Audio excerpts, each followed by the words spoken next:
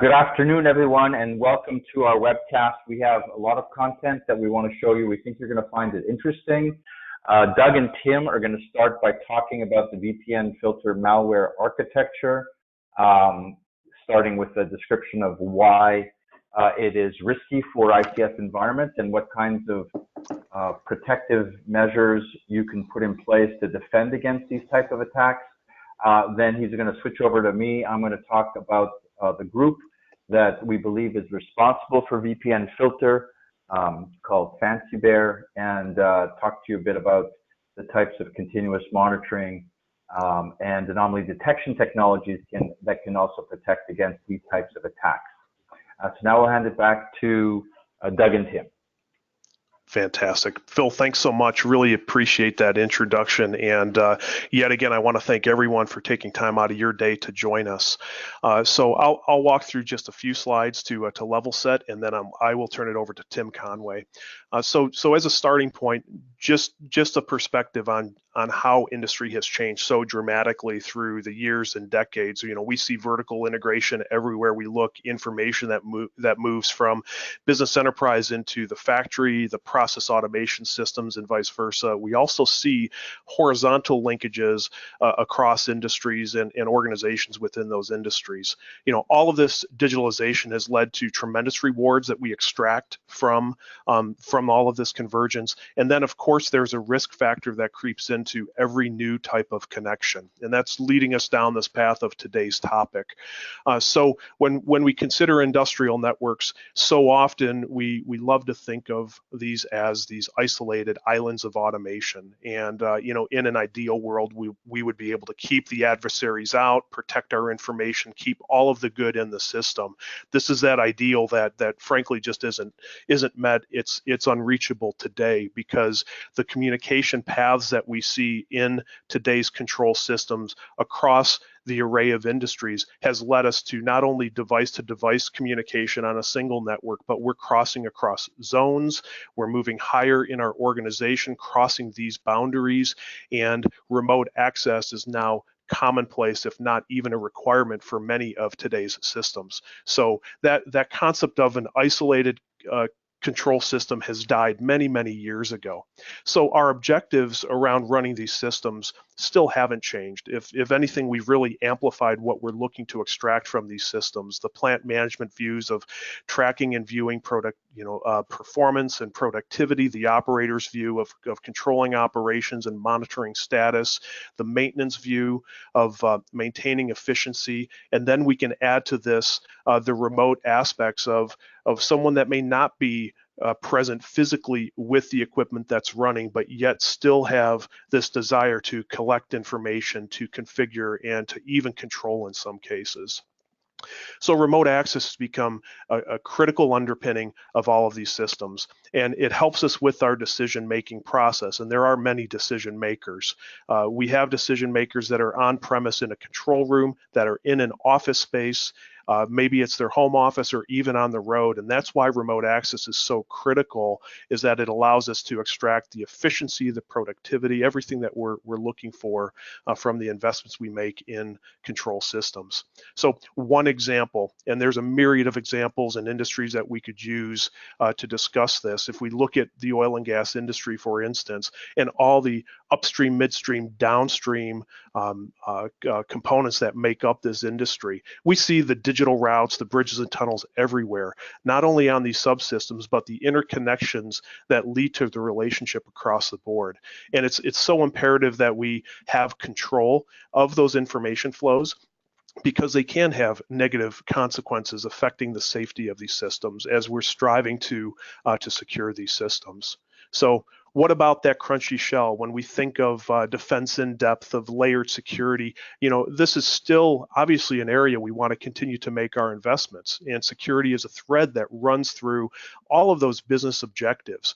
However, the perimeter defense, that crunchy shell, we continue to see instances where it's not as crunchy as we might like. And that's precisely what we're here to talk about today in the context of VPN specifically. And Tim is going to get into much greater detail here, but in the past we have talked about 4 different types of ICS threats, applying categories to these, identifying the differences between a broad target, a specific target, disruptive or destructive impacts, and the topic of today, VPN filter, is one that's actually crossing many of these boundaries. Difficult today to put into a specific category. So with that, I'm going to turn it over to Tim Conway and give him control, and we'll continue this discussion. So Tim, I think you should have it. Yep. Thank you, Doug. I'll verify that in 1 second. This is definitely, as we've looked to different campaigns that are specific to ICS, or kind of placing things where they go from an ICS opportunistic general purpose like configure, or ICS theme, some of the items that we've seen in the past. As we've sort of placed these different campaigns or malware components on this graphic of kind of 4 areas, VPN filter, I think, is going to be one that we continue to see moving, and it's going to be one of the difficult areas whenever we talk about this, from the perspective of it's a bit of a chameleon, or it's kind of it's a roll your own tool from whatever adversary might be kind of running it or operating it at the time. So it's kind of a question of what do you want it to be today. So at a particular site with a VPN filter infected edge device, a individual may be able to connect command and control through that, begin performing some reconnaissance, trying to understand the environment. And they may be looking for data to manipulate or steal. They may be looking for usernames, passwords. They may be doing some traditional kind of IT cybersecurity type data exfiltration or data gathering, or it may be a very specific targeting of a industrial control system facility that happens to be using one of these vulnerable devices, and they may have packages that they're going to bring in or additional payloads to that target. So definitely a bit of a fog of war when it comes to this piece of malware in regards to some uncertainty in regards to what type of, how the adversary is using it on a particular target. I'm testing my ability to move forward, Doug. I have it. So a couple of things. Picking up where Doug left off and kind of the introduction that Phil led us into here, we generally, out of the SANS ICS side, we run and operate a industrial control system kind of focused community that is just an amazing resource available for free for anybody who wants to join.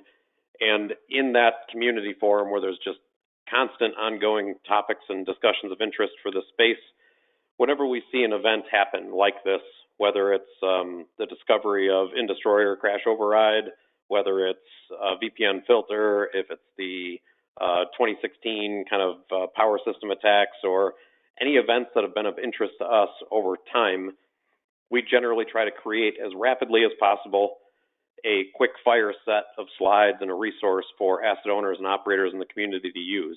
I know in my former role at electric utility space, whenever something would happen that would hit the newspapers, we would know coming into work the next day, our executive council and our leadership teams would want to know, what does it mean to us? What does it mean to the industry, and what actions do we need to take? So we quickly try to assemble, 5, 6 different slides that can help tell that story so that members of our community can reuse, repurpose those. When VPN filter hit, we immediately went out and looked at it. Definitely kind of the focus mostly on small home office routers and kind of the internet-facing community in people's homes. Definitely kind of a data theft, data exfiltration perspective. However, when we looked to it, we thought there are a number of kind of edge facilities where over time they were formerly kind of dial-up accessible through a traditional modem, and as the telecom providers and different infrastructure has aged, they may have lost that connectivity capability and moved to ADSL integrated routers at that site so they can connect to it via cellular or traditional kind of broadband network connectivity where they have some of these small home office devices deployed at those kind of last mile edge facilities where they don't have their traditional kind of corporate big enterprise infrastructure available to them. So we thought it would be worth going through and putting together some slides, and some of these are from that initial response, and then as more has been learned on VPNFilter, we've continued to add to this deck and add to our understanding of what it could possibly mean. And obviously, there's been a number of actions taken since then. So quickly moving through this, some of the initial exploitation details. A key point here is through the analysis that's been released from a number of different vendors, predominantly what most of the industry is looking towards is the great work that Cisco Talos has done in regards to some of their analysis and posting that information. Symantec has made some available resources, as well as Sophos. However, most of what we're going to be looking at here, just from the SANS perspective in our community posts, is the good work that Talos has made available. However, in all of those different vendor reports and analysis, there hasn't been much discussion or pointing to the initial exploitation, so how this is getting on these devices to begin with. And in almost every case, the list of vendors and the list of device types is kind of looked at, and there's an obvious, well, there's known vulnerabilities along the web server components, or there's known authentication vulnerabilities for that device. So the general conversations have been along the lines of the adversary group must be using and just exploiting existing known vulnerabilities. As we continue to expand this list over time of the growing list of vendors and the growing list of devices, the question becomes more and more prevalent in regards to, is there something or anything common across this vendor or device list, or is it truly an adversary group that is just uniquely adding additional capabilities to get VPNFilter placed on a growing number of devices? So that is still an active, ongoing component, and I imagine over time we will continue to update our community posts, as well as the AV firms updating their blog sites. Definitely the reporting has shown that kind of, even though a device may be vulnerable, and in that device list, all of those device types are not being targeted. So it's not a complete set, one-for-one. If you own this type of device and it's at this firmware or patch level, then it has been kind of targeted or compromised. There seems to be some selection process or specific nature in regards to which devices are being hit. The components after a device obtains kind of the VPNFilter malware placed on it, this is the piece that is probably the most interesting to me in regards to just how this functions, and based on the actions that have been taken by the Department of Justice and the FBI since. The initial kind of IP address and the command and control being the malware launching and trying to connect out to PhotoBucket, pulling down a list of different image data, the EXIF data contained within those images, using some of the GPS lat and longitude coordinates out of the EXIF data to then point to the command and control server. So kind of the complexity of the nature in which this adversary group is directing to the command and control server is pretty impressive. And the secondary nature of, if the infected device cannot communicate out to PhotoBucket, being able to try to connect through to knowall.com and get to those same image repositories. So that kind of backup image path and the backup capability, again, fairly impressive. The piece that is of interest as well is if those two elements fail, if PhotoBucket and to knowall are unreachable, the VPNFilter will open up an active listener where it is listening for commands and waiting to be pointed to a command and control server. This is of specific importance, especially with a couple of slides that we're going to talk about with the actions that have been taken by the Department of Justice and the FBI. The additional components initially reported kind of the stage 2 malware elements. The initial ability to brick the device and make it so it is unusable for the asset owner operator, and so some of the adversary tracks and logs will be erased and removed. That is of importance as well and of high interest. And then the ongoing capability to load additional plugins. This is definitely of high concern, especially for those environments where this may be your perimeter device to some level of a process environment or a control environment. Hey, Doug, I need you to go to the next. There we go. Oh, too far. Here we go. Additional reports coming out of Talos that got my attention, just the focused nature from a geographic perspective. So some reports of over 500,000 devices that were impacted or kind of part of this campaign. And that 500,000 number was based on when there was about 6 vendors in the list. That list has grown significantly in number of vendors and number of devices. However, some geographic specific details, which Talos had commented in their blog, was one of the reasons why they started moving more towards public blog posts and public announcements, as they saw this sharp increase in activity with devices predominantly focused out of Ukraine, a sharp increase on May 8th, and those devices pointing to a specific command and control that was different from the other devices that they had previously done analysis on. There was also some commentary and some notification in the analysis from multiple antivirus vendors that there was overlap in some of the RC4 code components that were contained within VPNFilter, and that there was a number of overlaps between that style and that approach to the same that was used in the Black Energy variants that were analyzed during the Ukraine 2015 power system attacks. Further, and kind of as an additional point, as they were moving towards making more information available through their blog post and going public with their analysis where they were at that point in time, during that process, there was another sharp increase in victim devices predominantly located out of Ukraine, also on May 17th. Since then, and based on those activities, U.S.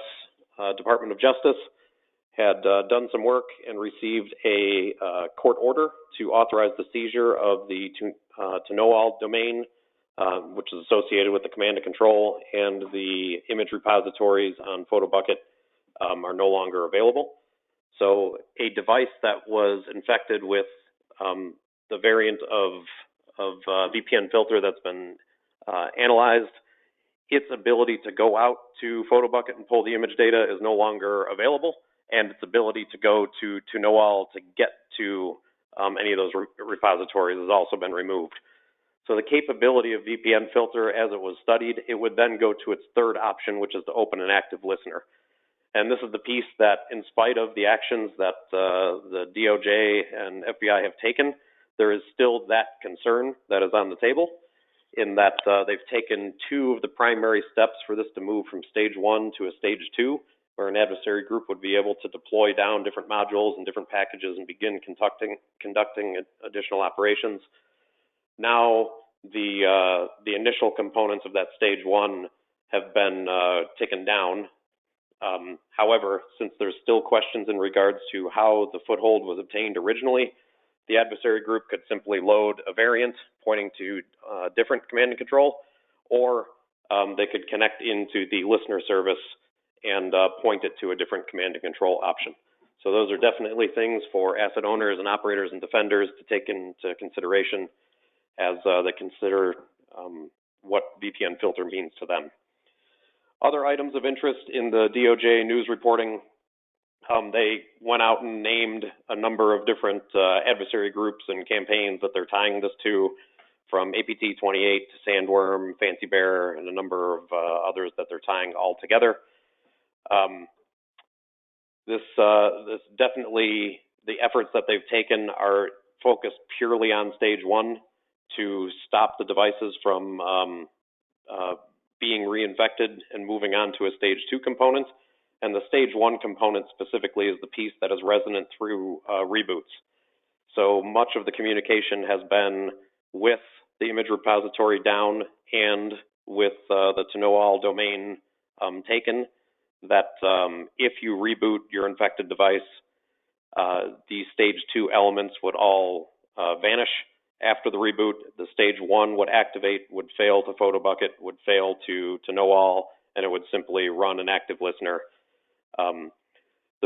there's another benefit here from taking the domain as they've done. Any requests from an infected device that would go to PhotoBucket or go to NOAL now would be directed through and visible to DOJ.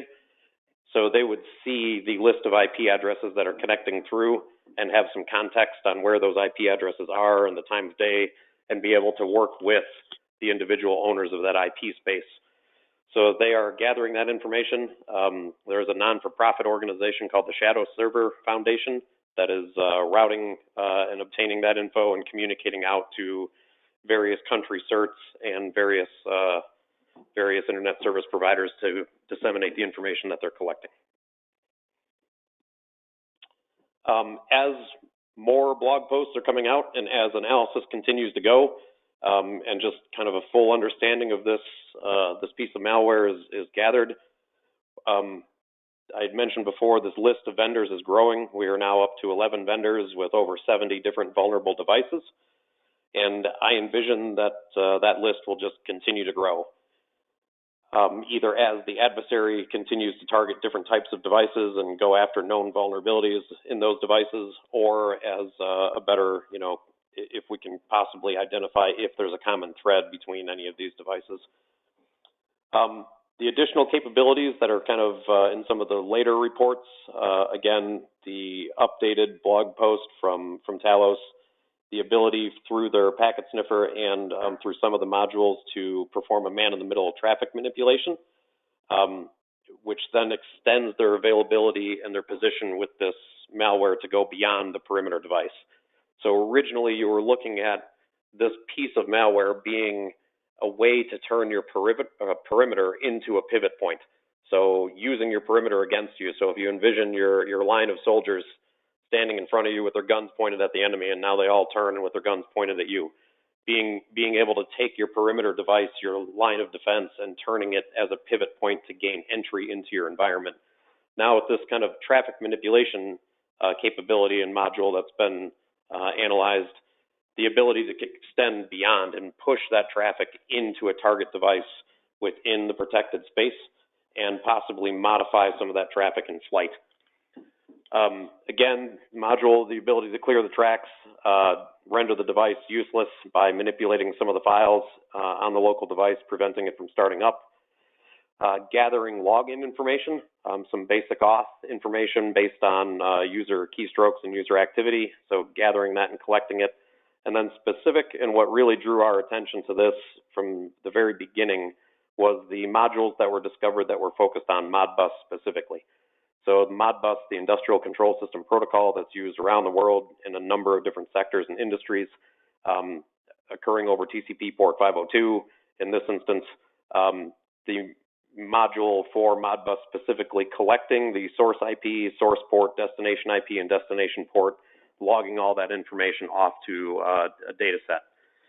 That would be of interest for an adversary group if they were performing some initial reconnaissance into an industrial control system environment so they could gain an understanding of what that environment looks like, what the normal communications look like, what devices normally talk to what devices.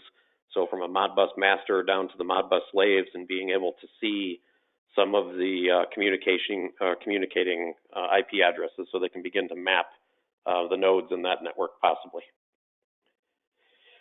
As with the specifics of some additional activity or some very focused activity within Ukraine with discussions around some of the groups that may be tied to this activity, as was mentioned in the DOJ report, and just based on the past events that continue to occur and moving kind of the path down further and further in complexity on industrial control system focused attacks.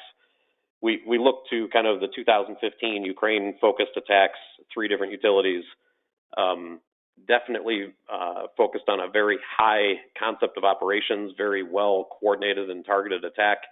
But other than the initial kind of foothold point of entry with Black Energy 3 and being able to gain access to that environment, no real industrial control system specific attacks as a component of that. Primarily in that 2015 campaign or attack, it was more driven around using the asset owner's tools and technology against them after the initial point of entry was obtained.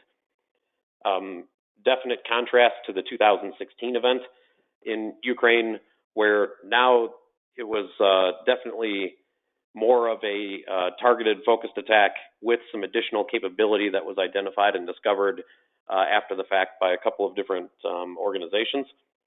So the ESET report calling this in destroyer and the Dragos report calling this piece of malware crash override really focused on the significance of kind of the first ever industrial control system modular malware being used in that event. So the ability to load specific payloads based on the protocols that were used in a target environment or based on the device types that were used in that environment. So in order for a crash override to be deployed in a manner that was extremely usable for the adversary, there needed to be some level of discovery and understanding that environment prior. And there needed to be some level of how are we going to gain access to this target environment prior to the attack, and some level of kind of dwell time in that environment to understand it, to map it, and to then begin to develop the actual targeted deployment with the payloads that were specifically needed for a specific site. So if we look to kind of the whole life cycle that those would have gone through, we see a lot of similarities in regards to the geography and some additional focus on a specific region. We see the need for a means of getting access into an environment or into a vendor's environment that could provide additional paths to a target. And we see kind of the geography overlap and the kind of access capability that appear already in VPNFilter. Then with some additional ICS components for discovery and mapping and being able to obtain that information and then go and develop a specific attack with the exact payloads that you would need. That's where we see with the Modbus capability that currently exists in VPNFilter, that's where the concern would lie, that these are the steps that would lead you to being able to bring the payloads you need to a targeted environment and actually cause a desired effect. While we were preparing for this webcast, there's been reports released from the Ukraine SBU, the intelligence organization, in regards to some attacks that they are tying to, I apologize.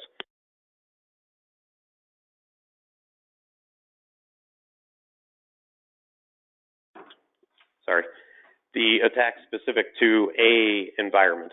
So in this case, a chemical facility that had some chlorine treatment, and that chlorine treatment facility being a provider of to some freshwater and wastewater facilities. Information has been released further providing details around where that site is in central Ukraine and the company name that was involved in that that attack. Again, going back to the slide that Doug covered prior to turning it over to me, difficult to really say whether this was a focused, targeted attack or a attack of opportunity. That's where VPNFilter sort of causes this fog of war and lack of clarity in regards to what the adversary's intent was and what they achieved. Much more information would be needed to kind of draw a conclusion based on the adversary's actions, whether they loaded specific modules, if there was new samples available that were used in this attack. And I think we need to wait for the asset owner and the responders at that site to kind of provide any of that information if they choose to, before we can draw any conclusions on whether this was a targeted attack or an ICS opportunistic attack. Some of the statements that were made from the responders that would lead you towards believing it was a targeted attack, that the attack specifically went after the technological processes and the safety systems, but that generally in the ICS community, that would draw a lot more questions in regards to what additional payloads or samples or adversary actions were performed that would lead you to those statements. So until any of that information is available, we are just waiting to draw some conclusions upon that.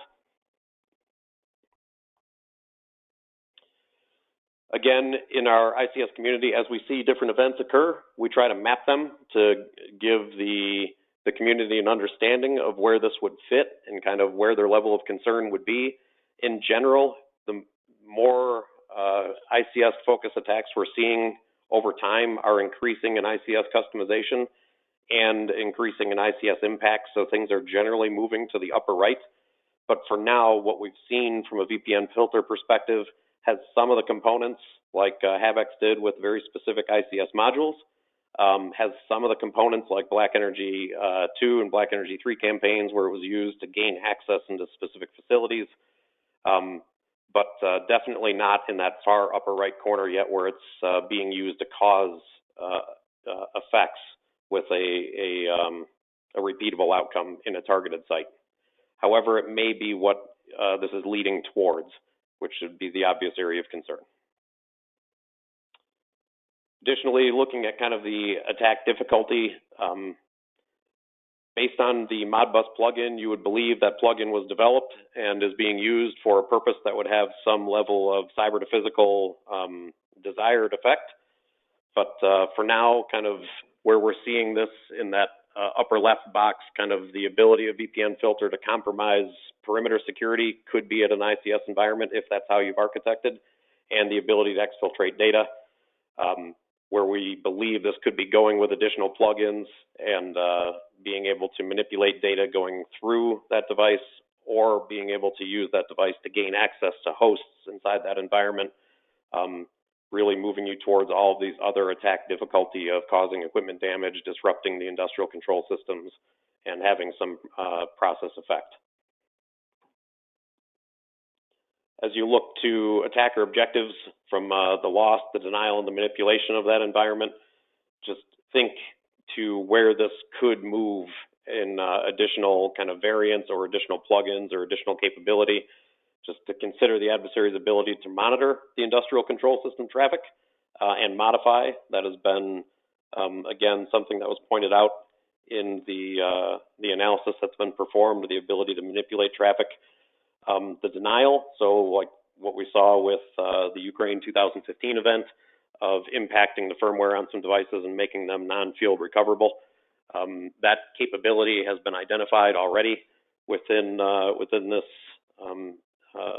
malware and within the analysis, and ultimately, moving towards a manipulation where you would have the payload, you would have understood the environment well enough that you could deliver a capability that could manipulate and impact the targeted environment. Unknown if that's what happened without any further details in regards to the chlorine facility, but definitely that is the area of concern, that if these types of vulnerable devices are your true perimeter, and that's what you're using as your line of defense for any level of control system or process environment with no further architectural segmentation, with tools like VPN filter available to adversaries, you should definitely be reviewing your architecture and your defense. So from a kind of first steps perspective, so we'll go through 3 steps here pretty quickly. Definitely know your assets. So compare your inventory of your internet-facing devices with the lists of known vulnerable devices that have been published. Next, if you have the ability to black hole and log any of the known commands or control IP addresses that have been provided in the indicators of compromise, definitely block those and look to see if your environment is currently impacted. Symantec has a VPN filter check tool that you can go to this site and run. What it will do is specifically looking for the presence of one of the VPN filter modules, which is the SSLer module, and it will tell you if that has been detected or not. It doesn't mean your edge device is not infected with VPN filter. So if you were one of the devices that was infected and you've rebooted, you would have come back up, failed to photo bucket, failed to know all, and it would have activated a listener. If at that point in time you run this check, it would show that there is no presence of SSLer, even though your device is still infected and has an active listener. If an adversary connects to your device and points it to a new command and control, and then downloads the modules that they are of interest with, and one of those modules is the SSLer module, then this VPN filter check would detect that. So just know the capabilities of this tool and what it's actually checking for. Second step, definitely if you're going down the path of you have one of these vulnerable devices and it's going to be in your environment or in your architecture for some period of time, definitely don't follow the quick steps, meaning spending more time on positioning your antennas than you are on configuring and hardening the device.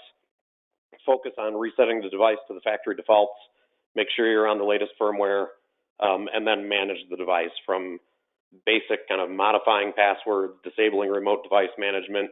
If it's a device that supports VPN and you're using it, try to enable VPN when needed, log an alert on connections, and utilize two-factor if the device has any of those configurable options.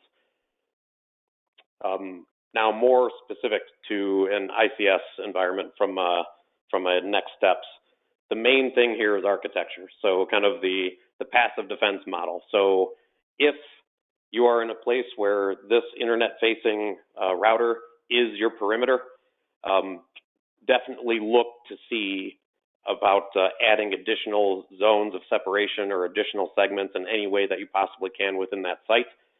And look to where things like Modbus and Modbus protocol should reside in a traditional Purdue model versus, you know, this device and the modules that are being loaded on this perimeter device.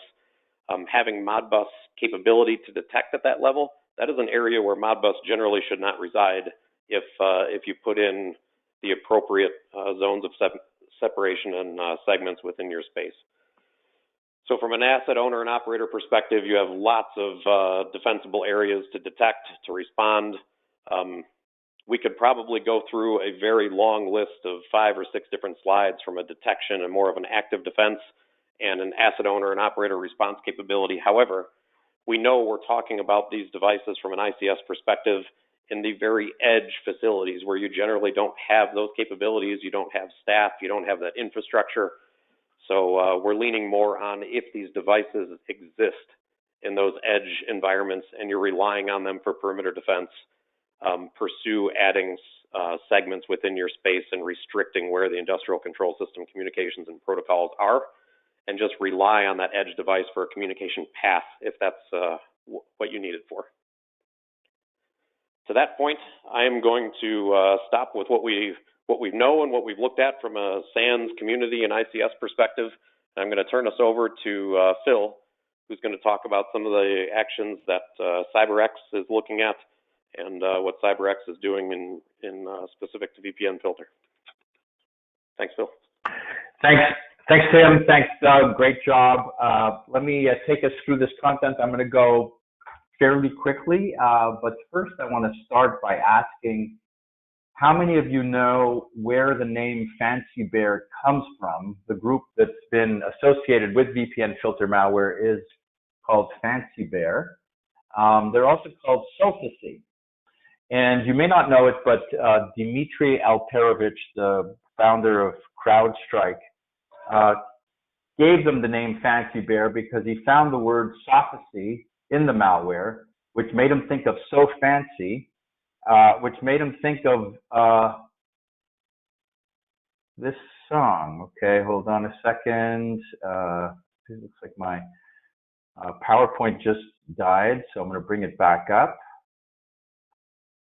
Sorry about that. So it made him think of this song, which you may be familiar with, not sure. First things first, I'm really rock this and let the whole world feel it, And I'm still in the murder business, I can hold it down like I'm giving lessons in physics. Right. If you want a bad bitch like this, drop it low and pick. Okay, well that's it for there. Did everybody hear that? Carol, can you hear that? Did you hear that music? Yes, I did. Okay. So just wanted to wake you guys up if you had been off doing other things. So anyways, these lyrics have I'm so fancy, and that's where Sophisy comes from. But moving on now from the fun part, let me just recap what we know about VPN filters. So it's multi-stage. Bruce Schneier described it as a very sophisticated piece of malware. And as Tim explained, it has a packet sniffer for Modbus. It can intercept web traffic and then insert malicious code. It is destructive, and it could potentially be used as a launching point into your network. Also, with other payloads, we conjecture could easily be added for other protocols besides Modbus. And we saw this also with Indestroyer, where it was built in a very modular way that could easily support other protocols. Now, the DOJ indictment, the DOJ affidavit to shut down the command and control server domains mentioned what also had been mentioned by Talos, which was that large chunks of black energy code, specifically with respect to RC4 encryption, was contained in the VPNFilter malware, and that's what's associating them with Sophisy Group, which is part of the Russia GRU. Obviously, there are other things here that we could see, like the fact that it was really seemed to be initially directed at the Ukraine, which we know this group has been focused on for a while. This is a piece from the actual affidavit from the DOJ. It talks about the various groups you see there, the sort of various names for the same group, and then talks about black energy. And one of the nice things about black energy, even though it started out as a crimeware toolkit, it has an understanding of various types of processors like ARM and MIPS processors that are typically found in home routers. So it's a very modular framework that can easily be adapted. And if you read the detailed reverse engineering of that malware, you'll see there's all kinds of different modules for different types of processors. This group is also known as Sandworm, and I just need to put this tweet up, which is pinned to John Hultquist from FireEye's Twitter account, where he's been observing this team for a while, and he does not think it would be a huge surprise to see them go after our critical infrastructure. And we're going to see a couple indications of how they might be starting to do that in a second. So let me just give you a brief history of this group. Going back to 2008, in what might have been one of the first coordinated physical or kinetic attacks and cyber attacks, they hacked the presidential website and a number of other ministries in advance of a Russian military invasion of that state that used to be part of the USSR. There's an ICS alert, which is very educational reading if you haven't looked at it, from 2014, that describes a sophisticated malware campaign using black energy targeting U.S. critical infrastructure firms through vulnerable HMIs. In 2015, they destroyed television equipment from a French broadcaster, TV5. They claimed they tried to make it seem like it was from an Islamic terrorist group, which we've since discovered it wasn't. We're not sure why they did this. It might have simply been a test of their capabilities to see if they could actually destroy equipment, not just perform reconnaissance. In 2015 of May, we saw a precursor to what we might have seen with this 2016 presidential election, where they compromised email accounts of German parliament members. In 2015 and 16, they compromised email accounts of U.S. defense contractors. As Tim talked about, they shut down the grid in 2015 using black energy and also something called kill disk, which is essentially a disk wiper. 2016, according to the indictments from a few weeks ago by the DOJ, you can see here mentioning specific people in the GRU using a tool called X-Agent. You'll notice that the group is also sometimes known as X-Agents, and describing in exquisite detail how they were able to penetrate the email accounts of the DNC and the DCCC. In 2016 was the second grid attack on the Ukraine, this time using automated malware called Indestroyer or Crash Override. And many groups feel that this group is also the one responsible for NotPetya for a couple of reasons. One was that it was initially directed towards the Ukraine, started with an infection of a software developer in the Ukraine, but also that it used what looked like ransomware to perform other bad things, which is also a tactic that this group has used before. Let's talk about NotPetya. The White House issued a statement a few months ago describing it as the most costly cyber attack in history. I've seen various estimates about what the cost was, but billions of dollars would not be an exaggeration. And if you look at all the companies that were affected by NotPetya, where it actually shut down their production, causing downtime and resulting in losses, you can see that manufacturers all over the world were affected by NotPetya.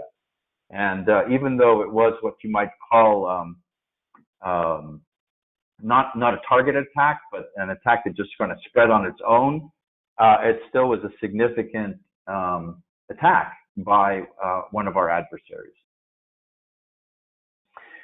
There's been some news recently about a Wall Street Journal article I'm going to talk about in a second, but first I wanted to show you some tweets from my industry colleague Rob Lee from yesterday. And I just wanted to show this because we're talking about an issue that can become political, especially because we're talking about the United States and Russia. But Rob reminds us that we're talking about keeping modern civilization and the things that we care about going. And so let's keep the water, the lights, the fuel, and manufacturing going, and let's keep out of political conversations. And I mention this because 2 days ago, there was an article in the Wall Street Journal. It was essentially recapping information that we saw in the March 2018 FBI DHS alert about Russian threat actors compromising critical infrastructure, not just energy companies, but also critical manufacturing and other sectors. Maybe the only new information in the article was that they mentioned hundreds of victims being targeted. It wasn't clear if they were simply targeted or if they were really compromised, or whether it was just a reconnaissance operation looking at files in a directory on the DMZ, but which would normally be a precursor to an actual attack. Because you're not going to do a reconnaissance about how industrial equipment is configured and what the topology of the network looks like, unless you're planning to actually do something with it. You're not going to snoop on that kind of stuff just because you want to find out about, I don't know, gas prices. So the FBI DHS alert went into quite a bit of detail about how this was occurring. There were two main approaches. The main approach was to steal credentials from third-party vendors who had direct access to OT networks. So if you can steal their VPN credentials, you can dive right into that OT network, bypassing any perimeter security. And they used a couple of different techniques: spear phishing with something called SMB template injection, and also watering hole attacks from websites that are ICS related and that therefore would attract the types of employees they're trying to steal credentials from. The article used the term vacuumed up information. And again, this was based on interviews that the author of the Wall Street Journal article had with folks from the DHS, in which they talked about how this information was vacuumed up. And the DHS attributed this to a different group, not Fancy Bear, but a group called Energetic Bear, or also called Dragonfly. It was named by Symantec. The same group that you may remember in 2014 infected vendor downloads from OT vendors with a Trojan. So if you were downloading an update to your controller or your HMI, you would inadvertently get this Trojan. So it was a very clever approach for the threat actors to get into your environment, again, bypassing any perimeter security you might have. And the Symantec report from a few months ago also found that it's not just the US, they're also going after other geographies like Switzerland and Turkey. And on the right, you'll see a screenshot that the FBI DHS alert said was accessed by Russian threat actors. So showing they're trying to really get the information they need to be able to go after our industrial control systems. So let's talk about Russian threat actors. This is a quote from a member of President Putin's cabinet from last year, in which he described Russia as combat cyber elephant. So there's certainly a benefit to the country internally to position themselves as a strong power in the cyber domain, given that in other domains they may not be as strong as Western economies like ours. But if you go back to 2013, you'll also see that this is a strategy that the Russians have had in place for a while. Strategy that you might call hybrid war or nonlinear war. This is an article written by a gentleman who's now in Putin's cabinet as the defense minister, deputy defense minister, in which he talks about combining kinetic warfare and digital warfare to provide asymmetric capabilities. In other words, if you're weaker in the military domain, cyber can help equalize that disadvantage. And we've seen that from a number of adversaries, including North Korea and Iran.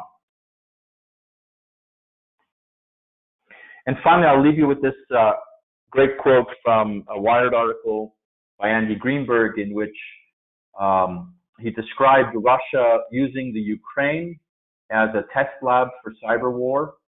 And the quote from Thomas Rid basically said they're trying to push our red lines, and maybe that's what they're doing here with VPNFilter malware. So let me move on to another attack. I want to show it as an example of what can happen when a sophisticated threat actor targets ICS environments. We had a webinar about this in March, so you can go look at that, but I'm just going to quickly recap it. This was a campaign that was discovered by FireEye. They called it Triton. It targeted the safety systems of a petrochemical facility in Saudi Arabia. And then a few months ago, we saw an article in the New York Times that said, which we already knew, you wouldn't go after a safety system unless you actually meant to cause a lot of damage. So disable the plant safety systems. The New York Times article theorized that it might be connected to Shamoon attacks, which occurred also in the summer of 2017, Shamoon 2.0, that destroyed corporate PCs belonging to Saudi Aramco.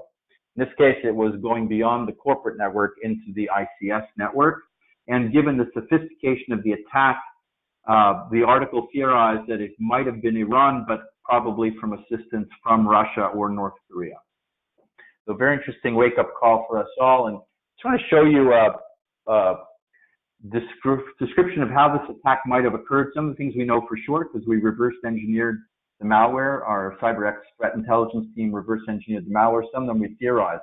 First thing is we don't really know how they got in, but we're going to assume, based on all the other attacks we've seen and discussed today, that it was by stealing OT credentials on the IT side, using those to then bypass any perimeter security on the OT side, install the malware on a Windows-based machine on the OT side. Then malware was very sophisticated. Like InDestroyer, it had understanding of the tri-station protocol.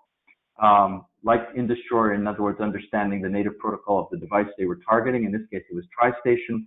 They installed a backdoor in the safety PLC, and we theorized that was intended to disable the safety system, then cause parameters such as heat or temperature in a petrochemical storage plant tank to rise above normal levels, and then cause a big explosion, which might cause certainly damage to the facility and potentially loss of human life and massive environmental damage. Just want to quickly show you, if you look up the top left, how CyberX, the continuous monitoring platform, would have detected various stages of this attack. At the top left, we would have detected the remote access connection. As they were doing reconnaissance to understand what was going on in the environment, we would have detected scanning occurring. We would have detected the attackers uploading new code into that controller. Turns out they uploaded not only new ladder logic code, but also new firmware. And then finally, thanks to our integration with firewalls like the Palo Alto Next Generation Firewall, we've incorporated a function into our alerts that allows you to immediately block the source of malicious traffic. Typically, this wouldn't be fully automatic. It would create a new firewall policy very quickly and then present it to someone to approve. So there's still going to be a human in the loop, but it's still going to be able to block that traffic much quicker than going through normal change control procedures. And, if you think of, for example, NotPetya that traversed from the IT side to the OT side, this might have helped prevent the spread of a worm like NotPetya. Just quickly telling you about who we are. We were founded in 2013. Our founders came out of the military. They have deep expertise defending critical infrastructure and dealing with nation-state threats. We're headquartered in Boston. We have an R&D and threat intelligence team in Israel. And our system is passive monitoring. We've got patented algorithms that allow you within less than an hour to get very detailed contextual insights into what's going on in your environment without having to configure any rules or without needing any specialized ICS knowledge. And we've spent a lot of time focusing on how we can integrate the information we deliver with your existing stack and with your existing soft workflows so you can have a unified approach to security. And to do that, we've partnered with top-tier security companies and MSSPs worldwide. You see some of them there, Palo Alto, IBM, and on the MSSP side, Optiv, DXC, and Deutsche Telekom. Three main applications at the top layer: asset discovery and network topology, risk assessment and threat modeling, and continuous threat detection and incident response. Number of different analytics engines to detect anomalies beyond just looking at baseline deviations.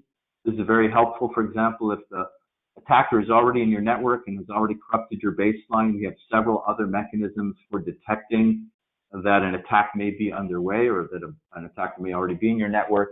And at the core, a very deep embedded understanding of all of the ICS protocols. We are OT protocol independent and OT vendor agnostic. And we support all of the IT vendor protocols and can identify all the different equipment from various vendors.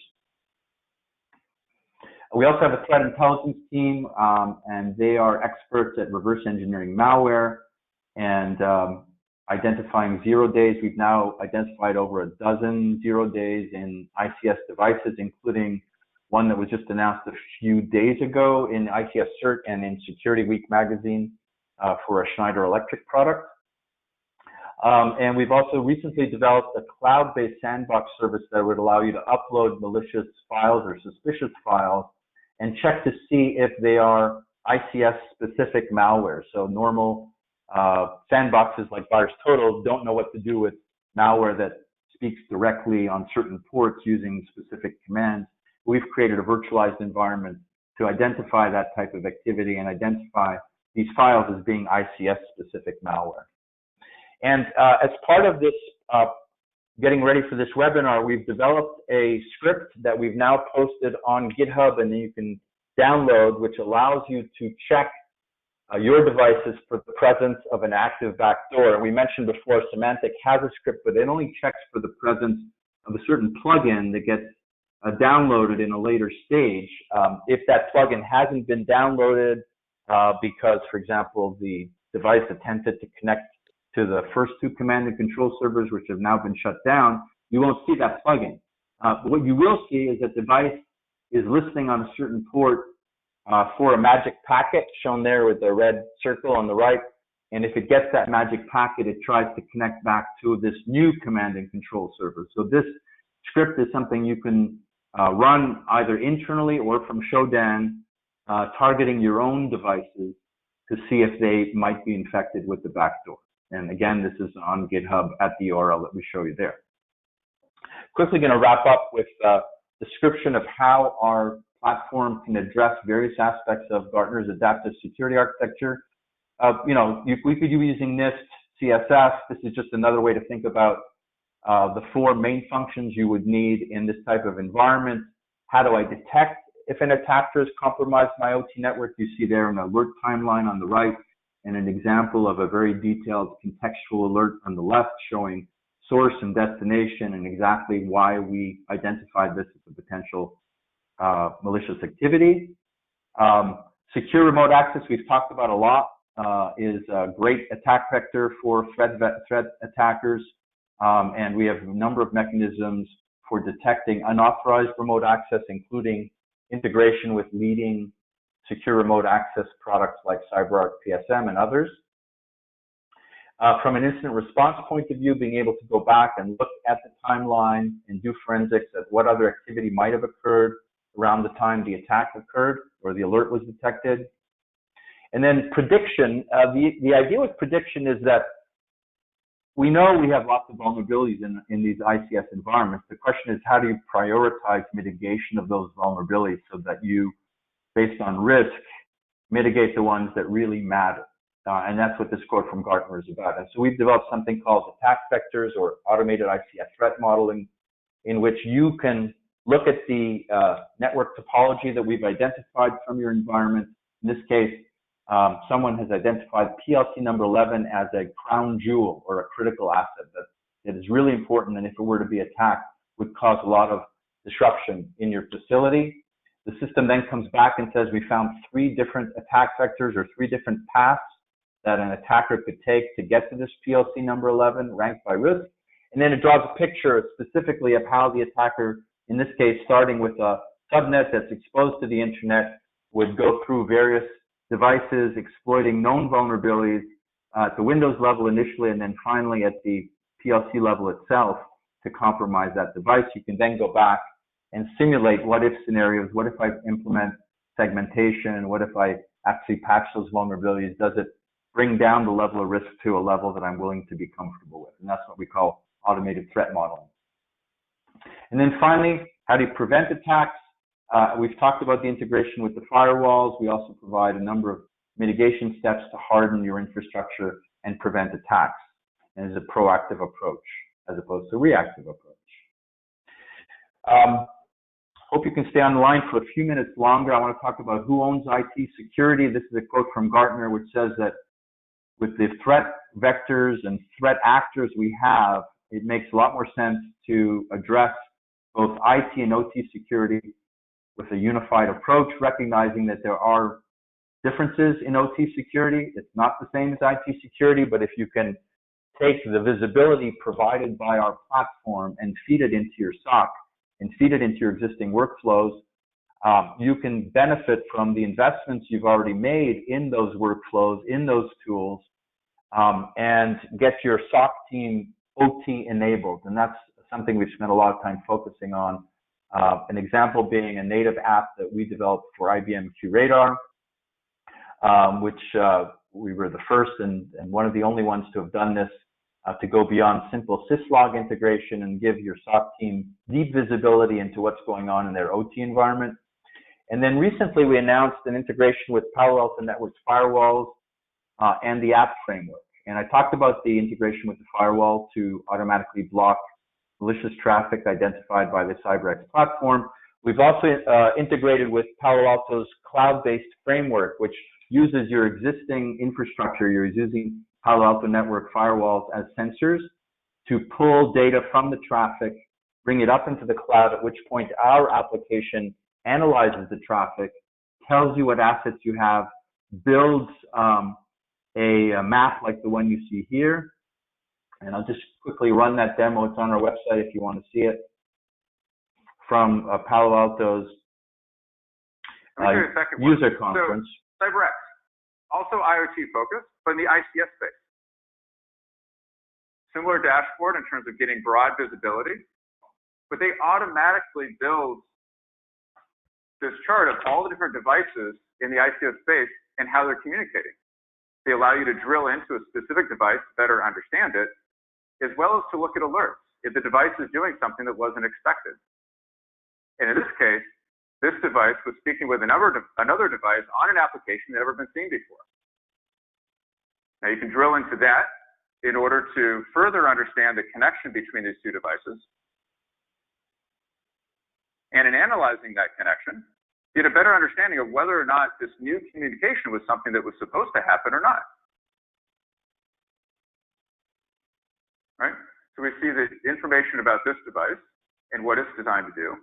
And as we drill down, you now get to see across the entire infrastructure, bandwidth utilization across different kinds of devices, different segments of the environment.